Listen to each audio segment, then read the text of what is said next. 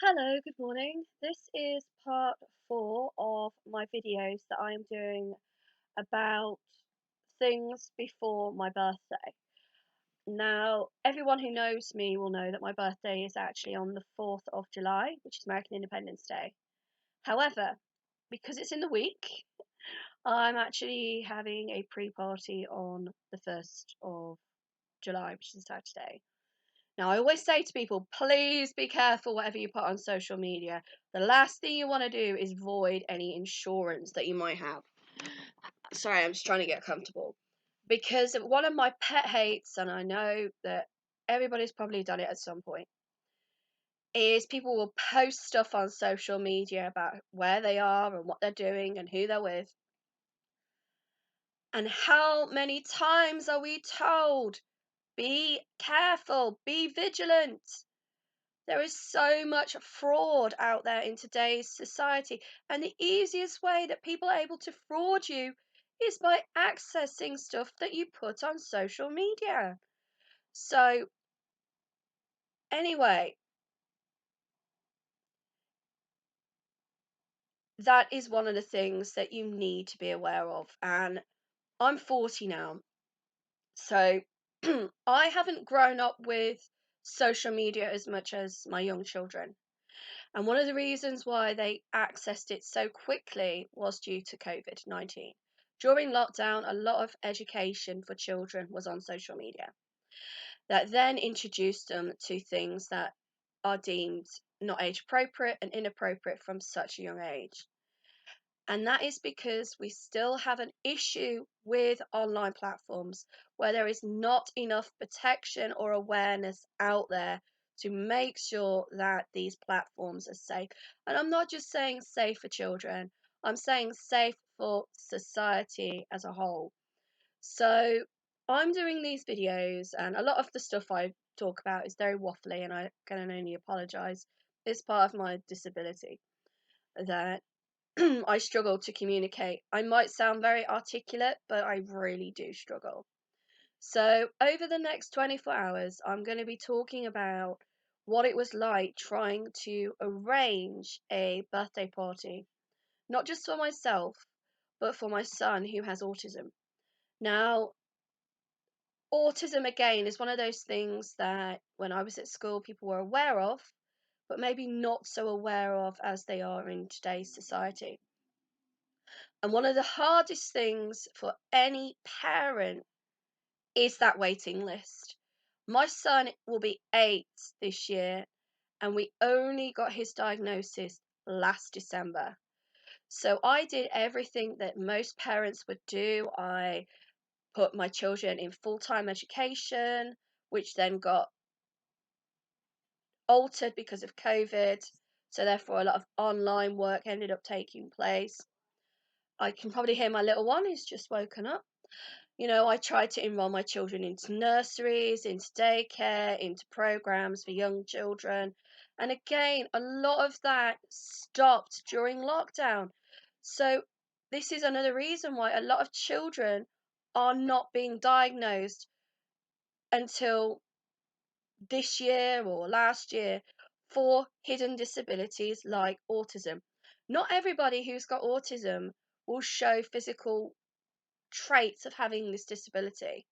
However, I am quite insulted that the fact that when my son was diagnosed and he has also had to be put on sleeping medication, that the comments that were made to his dad about his appearance was that the woman, as soon as he walked in the room, was like, I know your son's disabled.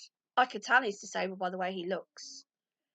And in the olden days, that is how people used to do it. They used to look at somebody, and if you looked deformed, you would be branded as being disabled, whether you were disabled or not. And straight away, she made comments about my son's appearance, which I wasn't there, so I can't put in the complaint. But that was really unprofessional of her.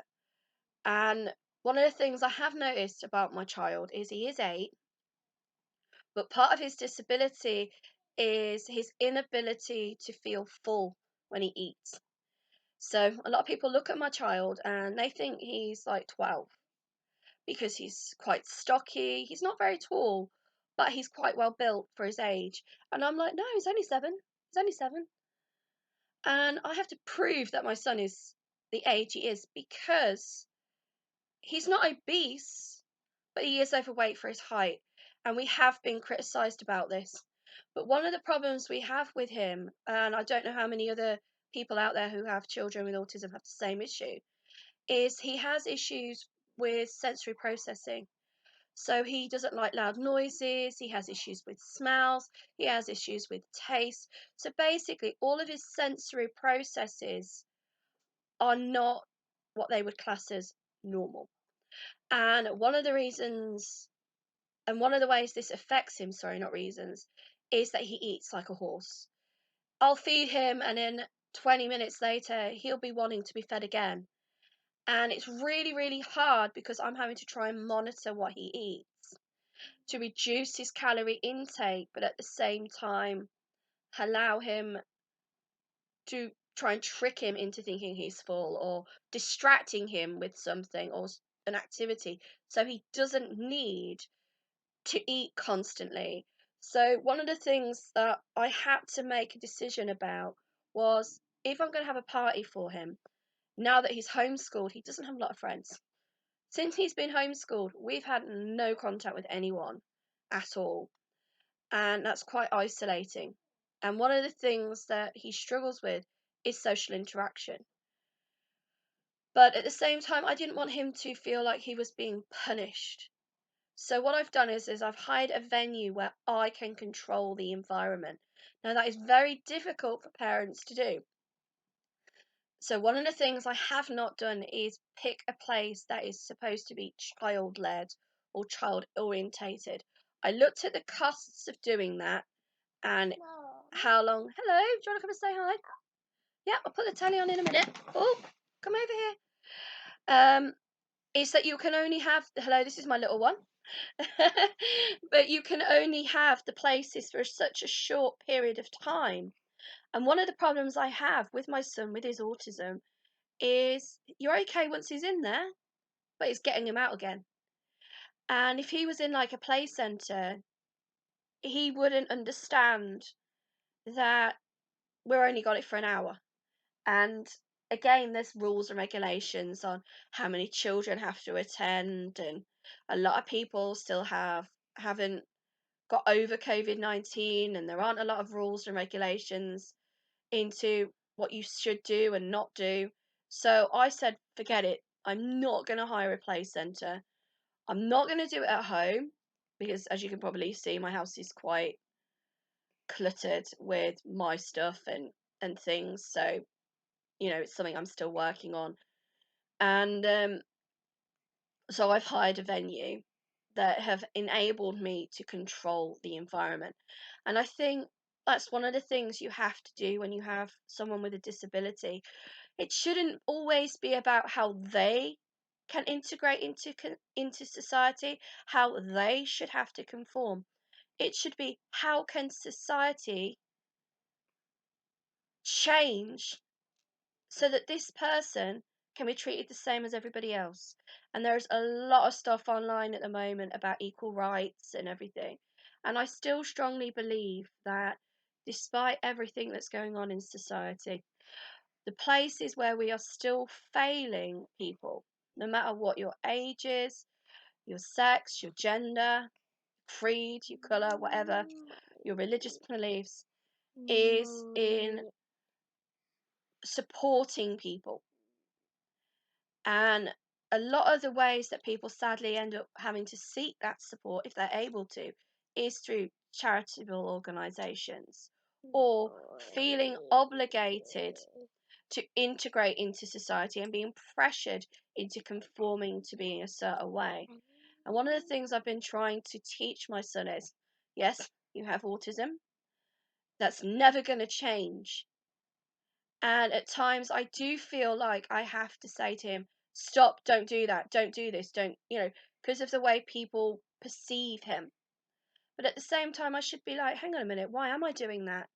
It's not his fault. He's disabled. So therefore, people need to show a little bit more consideration and compassion.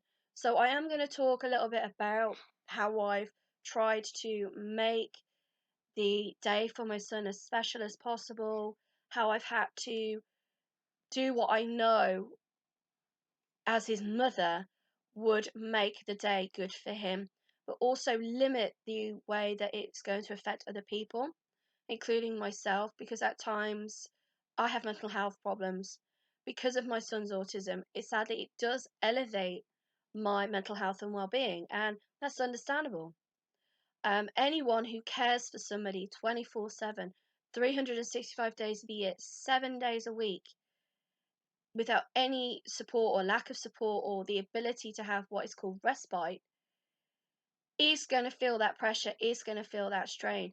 So it's not just about making life bearable or fun and enjoyable for that person. It's also about how can you do the same for you? Because if you can't take care of yourself, how can you take care of somebody else? So please bear with me and I will continue to do the videos and hopefully you'll be able to glean some information from this. And if you have any questions or queries, please don't hesitate to contact me. Thank you.